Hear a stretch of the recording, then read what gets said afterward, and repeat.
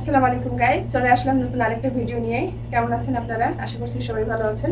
আপনাদের দয়ায় আমিও ভালো আছি। তো আজকে দেখেন কি রান্না হবে। বাংলাদেশের উস্তা, যেটা ছোট ছোট হয়, এটা ভাজি করব। এর সাথে হবে এই যে ঝিঙ্গে, আর ঝিঙ্গে দিয়ে এই যে রুই মাছ। রুই মাছটাকে আমি ভালো করে লবণ দিয়ে ধুয়ে এটা ফ্রাই করার জন্য এখানে আমি লবণ, হলুদ আর সামান্য মরিচের গুঁড়ো দিয়ে নিয়েছি। রুই মাছ দিয়ে ঝিঙ্গে। আরও হবে এই যে পাতলা ডাল, ডালটাকে ধুয়ে আমি এখানে সামান্য পরিমাণ পেঁয়াজ, সামান্য পরিমাণ রসুন কুচি আর কয়েকটা মরিচ দিয়ে দিয়েছি। এখন এটা সিদ্ধ দিব। প্রথমেই ডালটা সিদ্ধ দিব আর করলা ভাজিটা করে দিব, কারণ করলা ভাজি বেশিক্ষণ কেটে রাখলে এটা তিতা হয়ে যায়। তো চলেন রান্না স্টার্ট করি। মিল্লা করে আমি অপর সাইডের চুলায় পাতিলে ডাল দিয়ে দিয়েছি, আর এই যে ফ্রাই প্যান বসিয়েছি, ফ্রাই প্যানটা গরম হয়ে গিয়েছে। এখন আমি পরিমাণ মতো তেল দিয়ে করলা ভাজিটা করে নিব। এই যে তেল দিয়ে দিলাম, এখন করলাটা দিয়ে দিব। করলা ভাজিতে একটু রসুন কুচি লাগে বেশি, তা আমি রসুন কুচিটা দিয়ে দিচ্ছি। তার সাথে দিয়ে দিচ্ছি পেঁয়াজ। এই করলা ভাজিটাতে আমি সামান্য হলুদ আর পরিমাণ মতো লবণ দিয়ে দিচ্ছি, আর কিছুই দিব না। এখন একটু নাড়াচাড়া করেই আমি লো হিট করে দিয়ে করলাটা ভেজে নেব।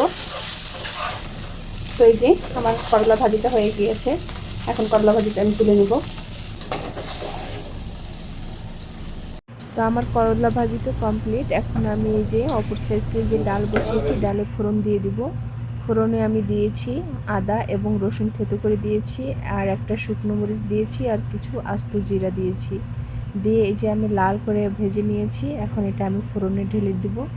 ডাল আমার কমপ্লিট। তো আলহামদুলিল্লাহ ডাল করলার ভাজি হয়ে গিয়েছে। এখন আমি এই যে মাছটা ফ্রাই করে নিচ্ছি ঝিঙ্গের তরকারিটা রান্না করার জন্য, আর অপর সাইডের চুলায় ভাত রান্না করবো, এর জন্য পানি বসিয়ে দিয়েছি। তো মাছটা আমার ফ্রাই করা হয়ে গিয়েছে, মাছটা এখন আমি তুলে নেব। এখানে ঝিঙ্গের তরকারি রান্না করার জন্য পেঁয়াজ আর মরিচ আমি কড়াইতে দিয়ে নিয়েছি, আর এখানে যে মাছ ভাজা অবশিষ্ট তেলটা আছে এটাই আমি দিয়ে দেবো। এখন তেলের সঙ্গে পেঁয়াজ আর মরিচ আমি খুব সুন্দর করে ব্রাউন কালার করে নেব। তো এই যে পেঁয়াজটা আমার ব্রাউন কালার হয়ে গিয়েছে, এখন আমি আদা রসুনের পেস্ট দিয়ে দিলাম, একটু নাড়াচাড়া করে নিয়েছি। এখন আমি পানি দিয়ে দেবো। এখন এখানে সামান্য হলুদ, সামান্য ধনে গুঁড়ো আর লবণ পরিমাণ মতো দিয়ে দিলাম। ভালো মতো মশলাটাকে কষিয়ে নিব। তো এই যে দেখেন আমার মশলাটা কষানো হয়ে গিয়েছে। এখন আমি এই যে ঝিঙ্গে সবজিগুলো দিয়ে দিব। সব সবজিগুলো দিয়ে এখন আমি 5 মিনিট কষিয়ে নিব ভালো মতো। তো হাই হিটে আমি 5 মিনিট সবজিটাকে ভালো মতো কষিয়ে নিয়েছি। এখন আমি মাছগুলো দিয়ে দিব। মাছগুলোর সঙ্গে আমি আরেকটু ভালো করে সবজিটা কষিয়ে নিয়ে আমি পরিমাণ মতো পানি দিয়ে দিব। তাই তো আমি পরিমাণ মতো পানি দিয়ে দিলাম। এখন একটু নাড়াচাড়া করে আমি 10 মিনিট ঢাকিয়ে ফুটিয়ে নিব। তো এই যে ঝিঙ্গে আলুটা কমিয়ে নিব। মাছ এই তরকারিটা আমার হয়ে গিয়েছে। এখন আমি এই যে ভাজা জিরের গুঁড়ো দিয়ে নামিয়ে দিব। ভাজা জিরের গুঁড়োটা দেওয়ার পরে একটু নাড়াচাড়া করে দিলাম। এই তো হয়ে গেল তরকারি এটাও আমার।